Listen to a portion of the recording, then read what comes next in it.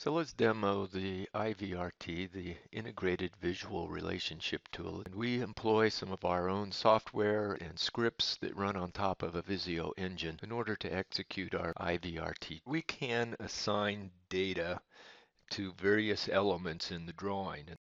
So to create an interface, all we need to do is simply drag a smart connector from our stencil onto the drawing. We select the interface type from the drop-down menu. Let's use an example of an oil flow from, say, the oil from an oil pump to the turbo. And so we have the interface named oil flow from oil pump to turbo. We double click on that interface and it will automatically name the interface and auto populate the data for that interface.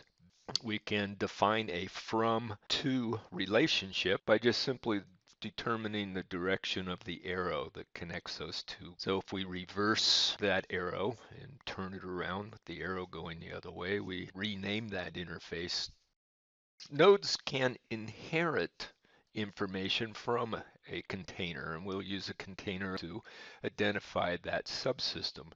And we can drop a node on the container, double click the node, and it will automatically inherit information from the container, such as the name of the subsystem and maybe other information like document names or ID numbers for that subsystem. We can even use the IVRT to hide information so that we can filter information out that we're not presently interested in, or we can highlight information and be able to focus on that and draw more attention to it.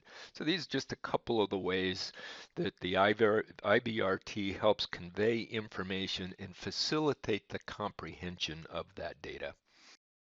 We can move data back and forth between the IVRT and Excel. To do this, we click on the menu, click Review, then Shape Reports, then the Bubble Report, and then Excel.